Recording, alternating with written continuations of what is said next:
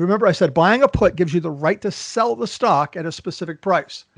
So if I buy the stock itself and I buy a put, I now have a limited risk trade compared to having the stock by itself. And so what this does is it will limit your risk in the trade to the strike price that you buy, and you still have the unlimited upside profit potential. This is the How to Trade Stocks and Options podcast, brought to you by 10MinuteStockTrader.com, where we cover finance, stocks, options, entrepreneurship, education, and money. And here's your host, voted one of the top 100 people in finance, Christopher Uhl.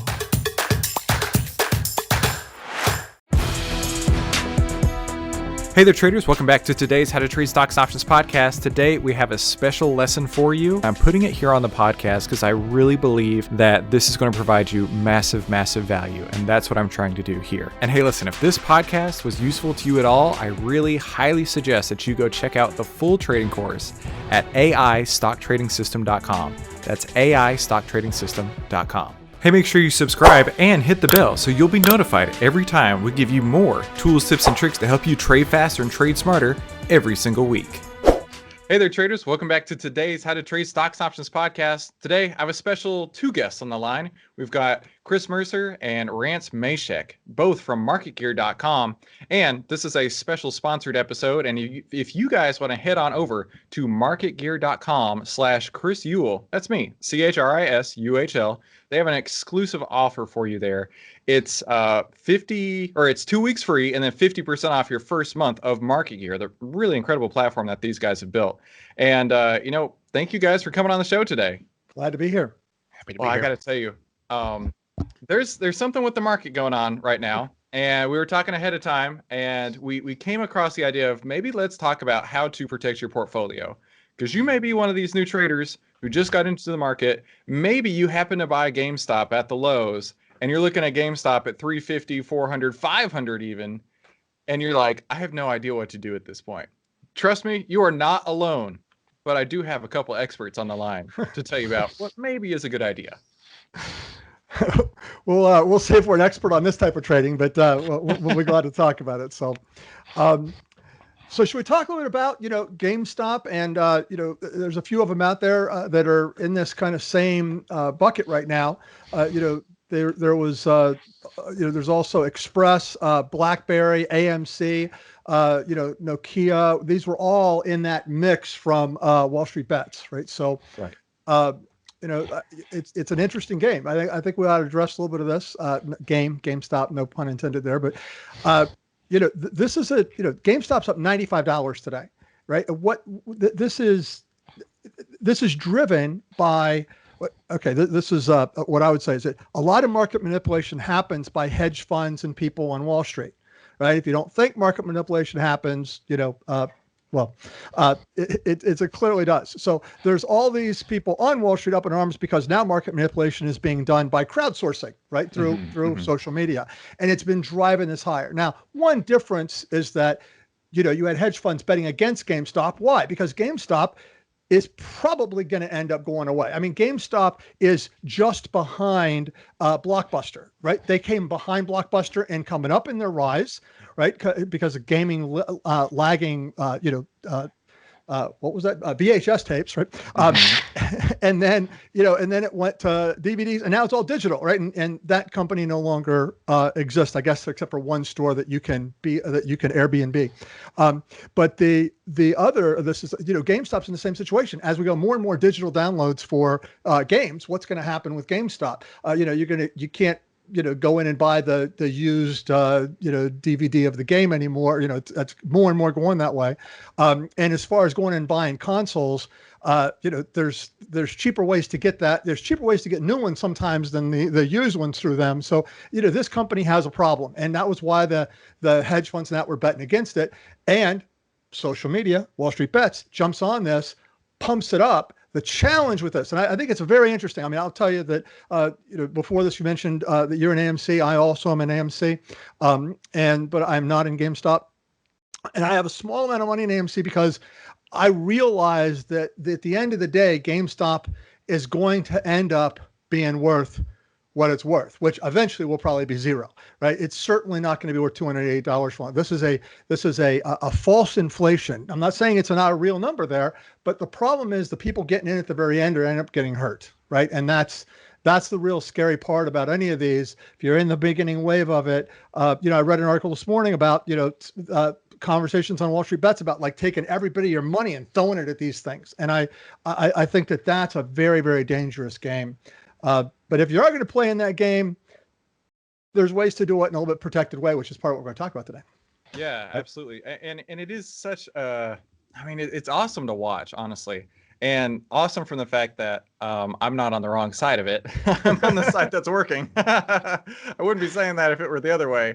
But it's awesome to see because it's changing the landscape. And in our industry, I couldn't have imagined anything better, right? You had crypto in the last 3-5 years that exploded, went from like a 0-0 space to I can only imagine tens or hundreds of thousands of new people who got excited about it. This in a way is our Bitcoin explosion that happened. It's amazing because it's bringing all these new people, all these new entrants, all this more liquidity, and we're getting excited people, young excited people about finance. And maybe this was something that their grandfathers or whoever would tell them, go and buy $200 of the S&P 500, once a month, every month, and you'll retire rich, right? And they're looking at like, Grandpa, but if I put that $200 in GameStop or an AMC or in any of these other things that are about to explode, that $200, I can buy a Lambo at the end of the week. This is going to be awesome, Grandpa. I know what's going on here. All right. You know what they call that? You know what they call that? The top of the market. That's what they call that right there. But you got to enjoy it on the way up, Chris. Don't fight the wave. Ride the wave. Get the surfboard and go with it. My hope is just that people don't get burned too much in the process by getting in at the latter part of this, because eventually GameStop is going to come down, and we hope that people are smart about what they're doing there and don't get too greedy in the process. But the one thing that you bring up that I think is an awesome part of this is the buzz of this is bringing younger traders into the game. And I will tell you that one of my very first trades was on Adobe, like literally like very, very first ones. And it was an option trade and I made a lot of money. And then I got like cocky and I was like, oh, this is easy.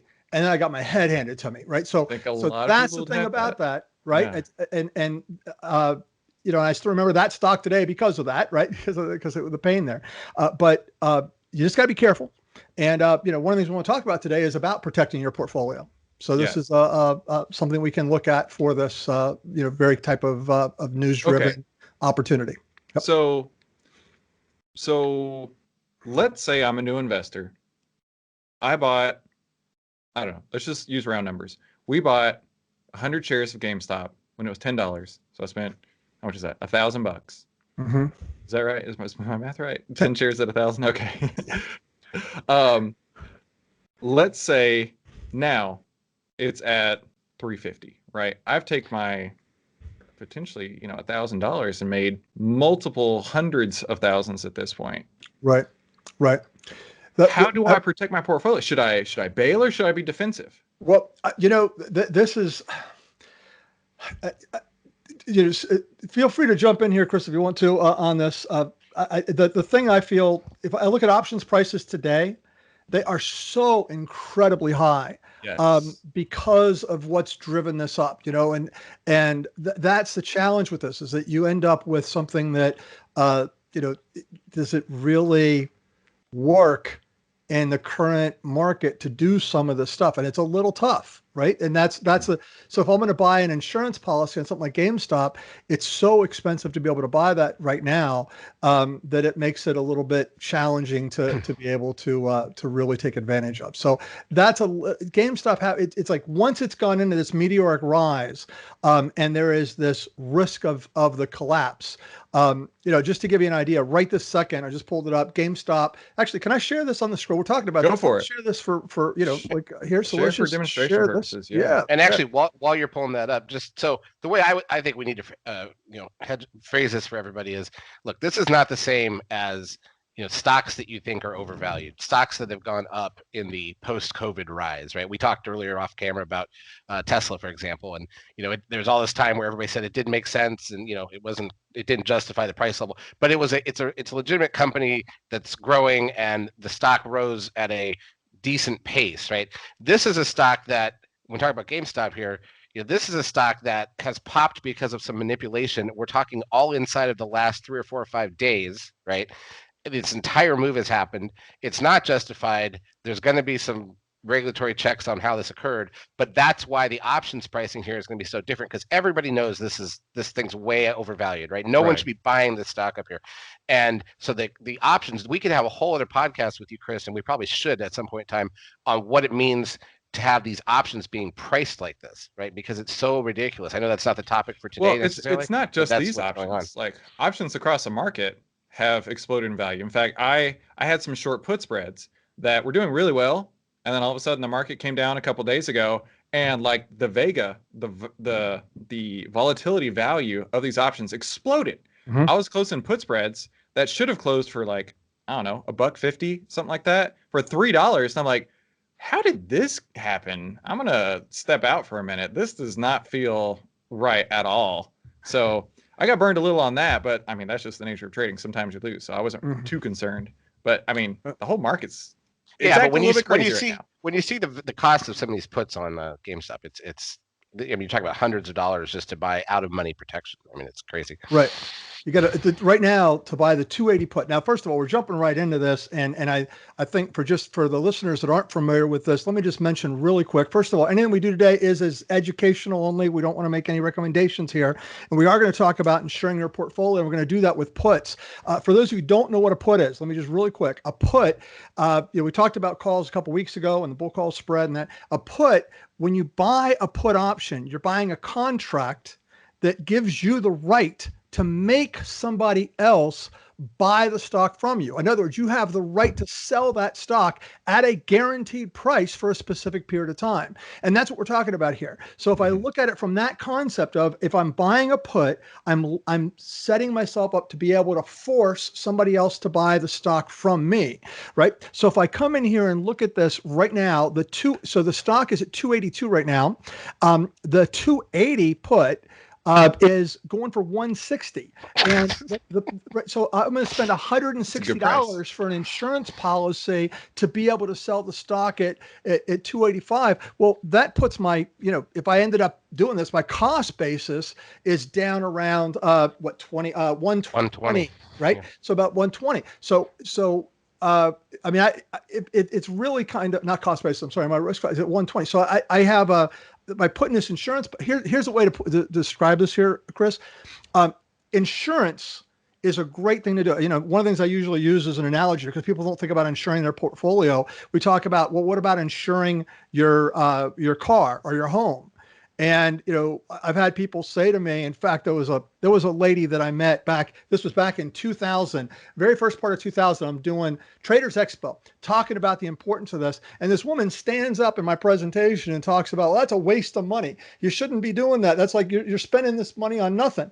And then I went back to that city and did an in-depth seminar on in-depth training in that April. And March of 2000 was when the dot-com bubble burst.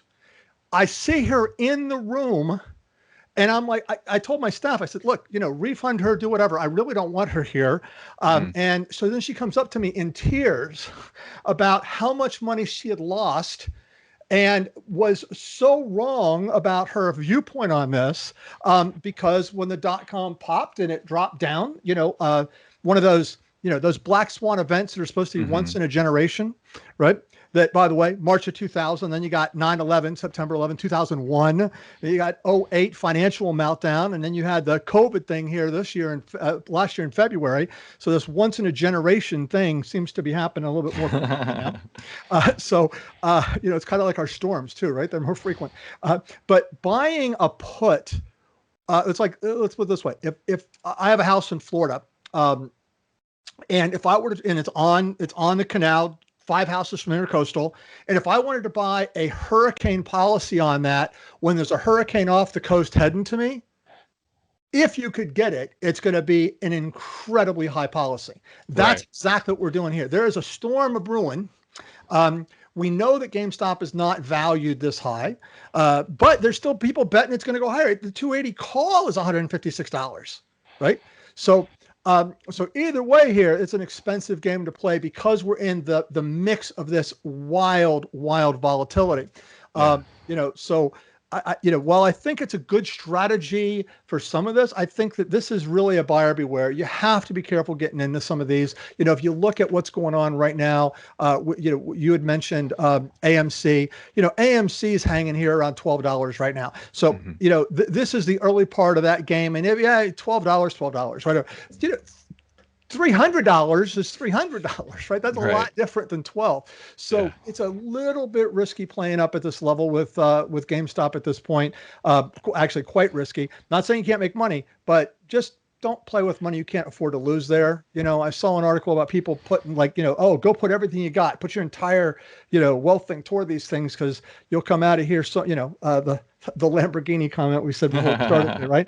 The challenge with that is some of those will happen. Some of those will be, back to zero, or depending on how they're leveraged, potentially below zero. Rance, yes. pull up your option chain on Facebook just to give a counter. I was just thinking about stocks that are kind of priced in the same general, GameStop, some of the 200 high 200s. If you pull up Facebook and go to your options chain, right, and let's take a look at what comes up for the puts. So this is a $250 stock, a couple bucks less, but whatever. But look at the at the money puts here, right? They're only $12. Right, because it's much more reasonable. It's not $185 to buy some at the money protection.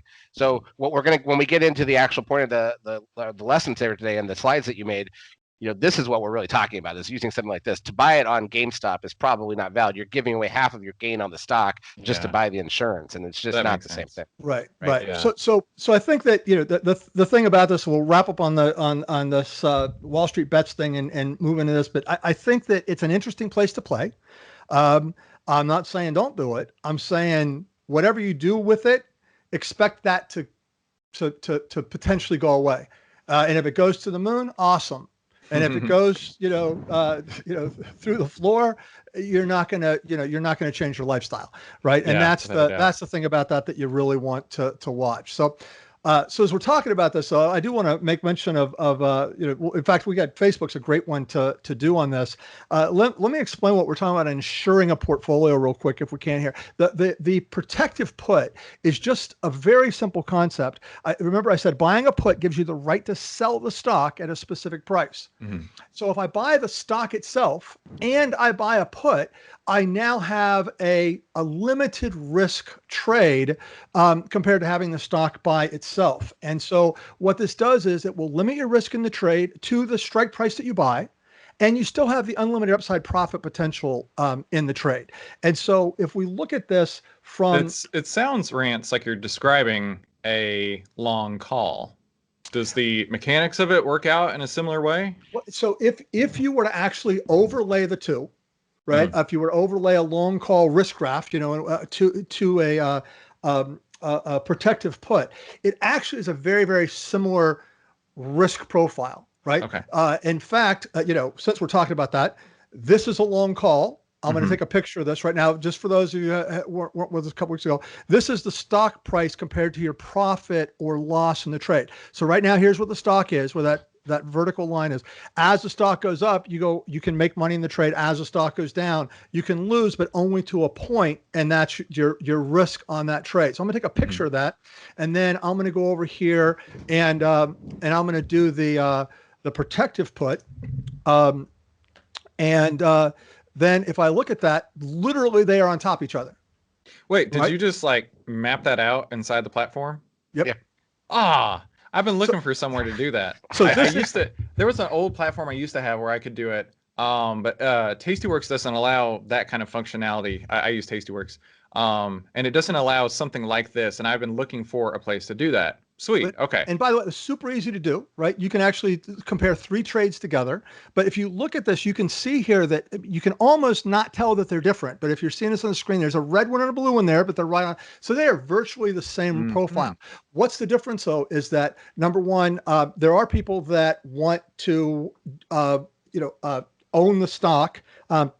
Actually, I was on a session this morning. We were talking about dividends, and that like AT&T right now is paying 7% dividend, and and then we're talking about we could have a conversation about dividend in a future session if we want to, but it's something where investors, somebody that's going to have something for a period of time in their portfolio, not just quick trade options traders, want to be able to have that because you do get the benefit of that. And by the way, the stock doesn't expire. I mean, once it goes to zero, but expires bankruptcy or something like that. But in general, Facebook's not going to expire. The option will, and this was out till February. So if it doesn't go up enough by then, you're going to have a little bit of a problem with this.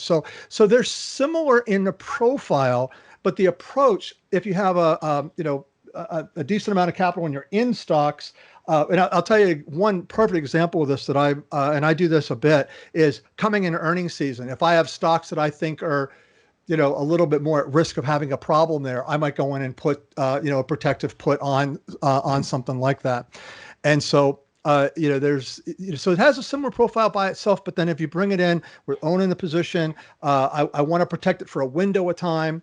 And that it's a pretty valuable thing to do. So there are, as we talk about protecting, there are a couple of things I just want to mention though, about this. There's 4 real quick points here. One is what strike price to use, right? So we're sitting here talking about Facebook and talking about at the money.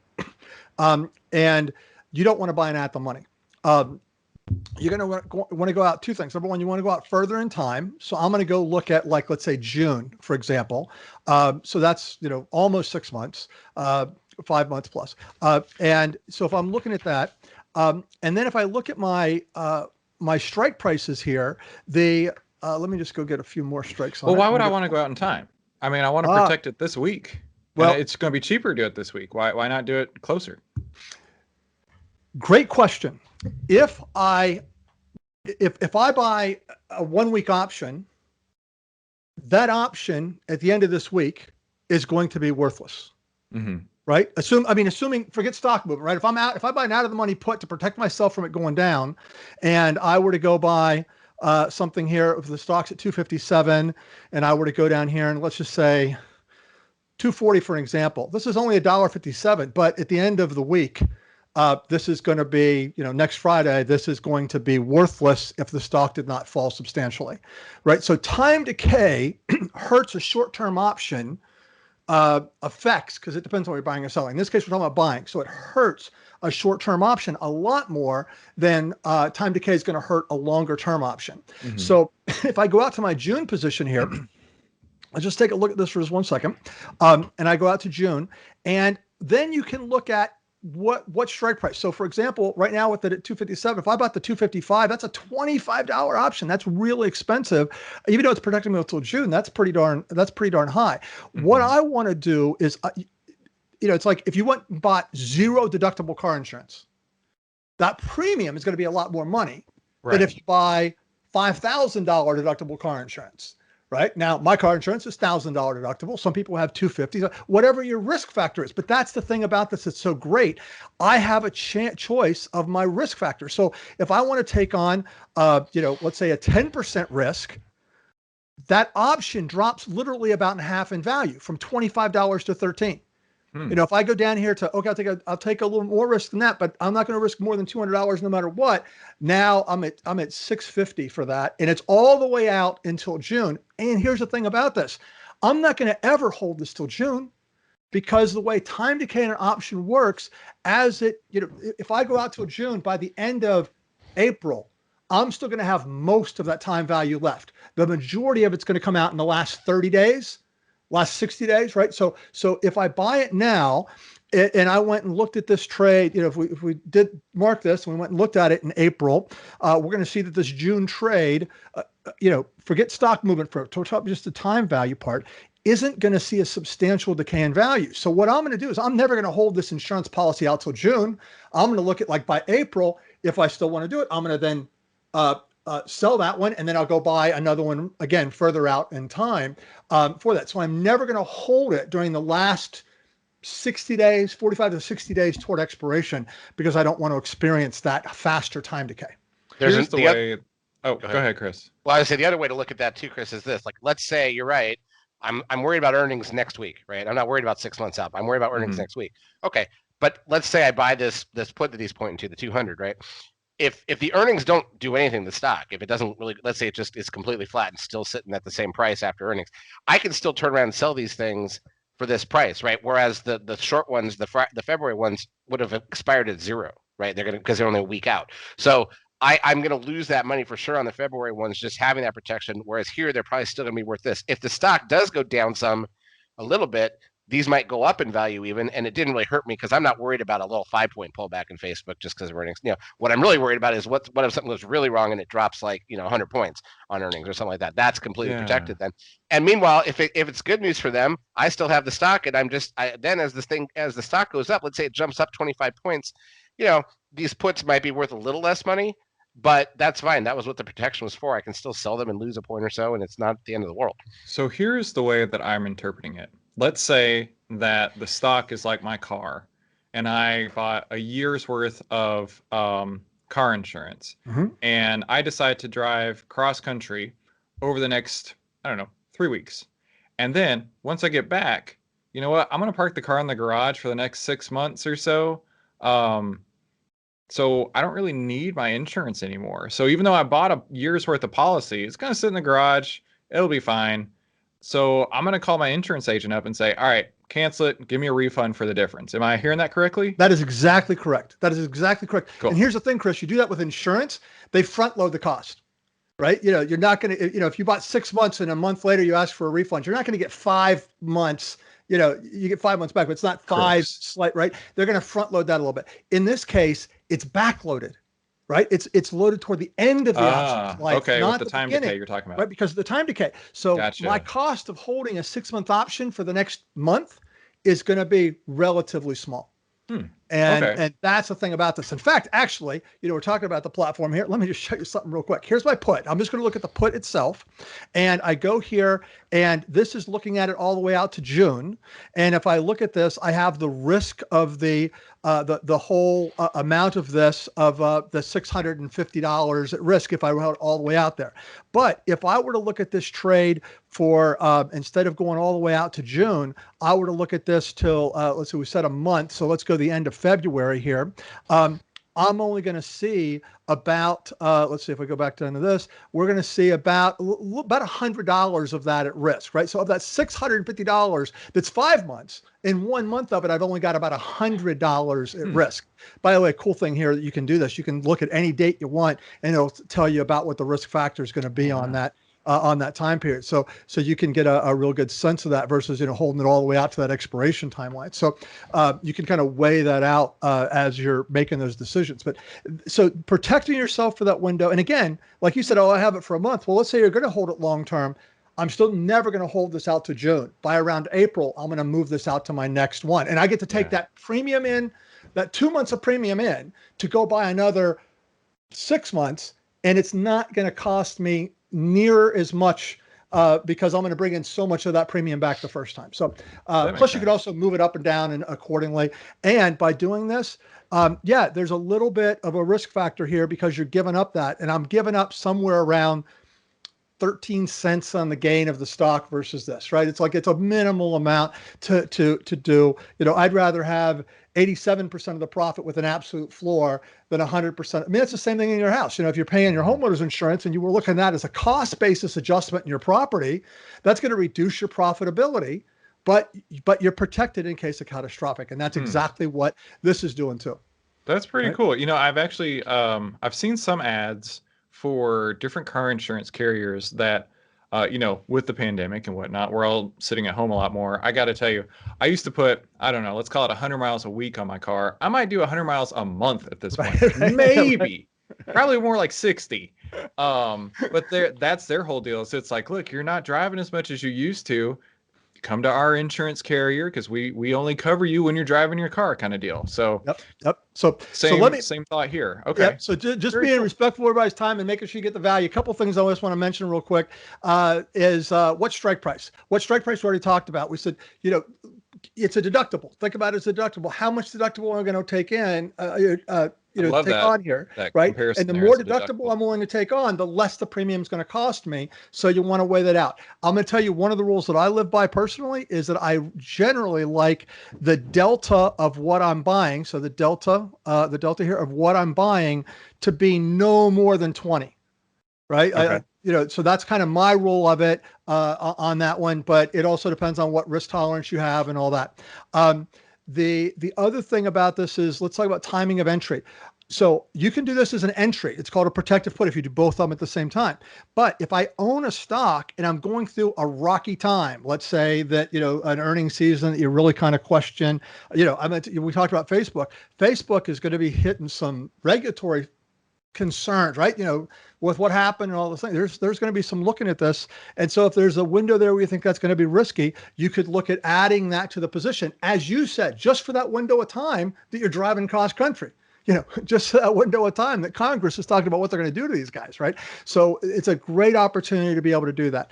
How far out is a really important thing. One of the things that happens with people buying options, whether it's for this or just buying a call or whatever, that the challenge is people buy short-term options and they hear this little vacuum sound in their account. The vacuum sound is time decay, sucking money out of you, and by buying more time, it generally actually ends up costing you less money. So go out, if you're going to hold a short-term position, I'd still go out at least 2 to 3 times the length of time you plan on being in it. If it's beyond that's what you were saying last time, and that makes that really rung true to me when you were talking about should you buy or sell an option. You were saying go out at least twice as far as you think the move would take. So that's something that I really took away from our last talk, and I'm glad you brought it up again. Same thing, right? And then other considerations here. One of the things about this is, as it gets closer to this, as we already mentioned, if I'm buying the June one, by the time I get to the end of April, I'm looking at rolling that out if I plan on staying in that stock. Right. And when I roll it out, I also might, if the stock's gone up, I might move it up closer to where the stock is, now, if it's gone up quite a bit. So that's another piece that we want to consider on it. And then I want to make one more mention about buying a stock on margin here. If you go back here and you look at Facebook and we talk about buying Facebook on margin, you're talking about putting up $125 for a $250 stock, rough numbers, right? So, but the reality is, you still have the entire $250 at risk, right? Mm-hmm. And you're paying interest for the money you're borrowing. So, that I can't get out of. But what I can say is that if the stock were to collapse and you don't have any protection on, you get margin called, you get forced out of it, things like that happen. In this particular instance, if I were to, and I'm going to put my stock on here as well, since we now are talking about that, if I have the stock and I have this protective put, what I do on, let me clear that. So if I have the stock and I have that protective put, what happens in that particular case is as the stock goes down, I cannot lose more than the strike price I bought. So on my example here, 210. So depending on your broker, you don't even get margin called because you have a contract that says that you can sell it at 210. I don't care if it's at $10. You can still sell it at 210. Who's going to buy it at 210? The person who sold the put. They don't have a choice. They're obligated, right? So if you're going to trade on margin, now you have to watch your brokers because some brokers, they don't pair them and use that to eliminate the margin call, but most do today.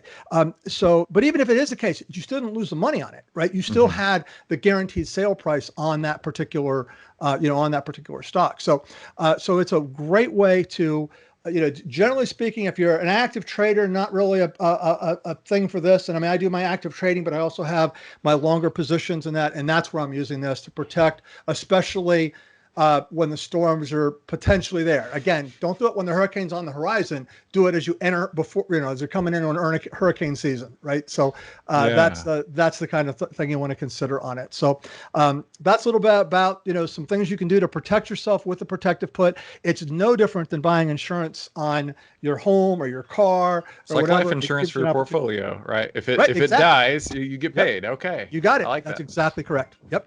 That's it. Cool. Well, I'm really glad we went through all this.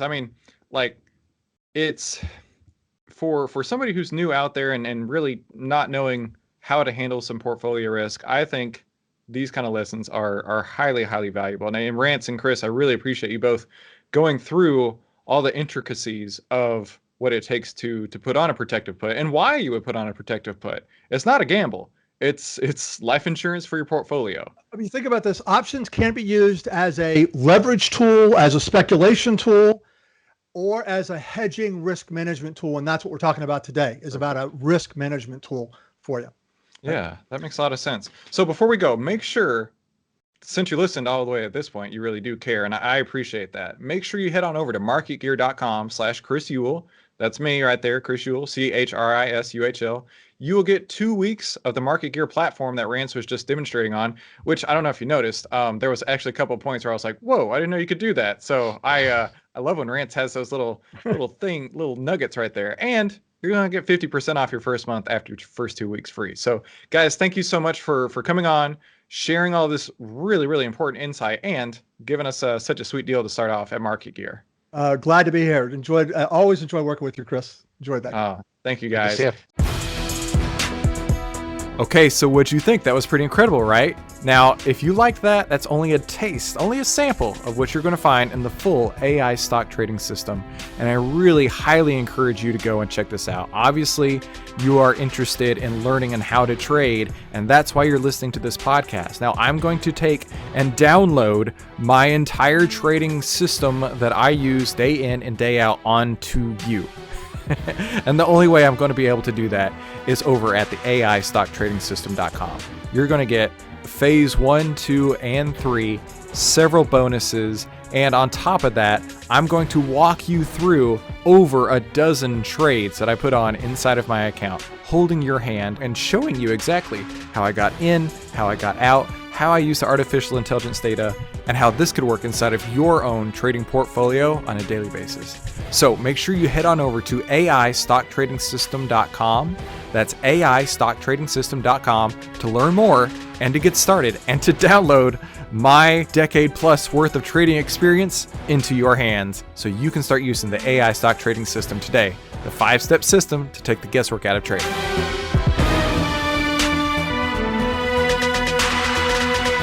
Hey, if you like this video, let me know by leaving me a like below, and then subscribe and share it with somebody you think could use it as well. Be sure to comment below with your biggest takeaway from this episode and any suggestions you have for future episodes. And finally, make sure you watch these other videos to help you trade faster and trade smarter, and I'll see you on the next episode.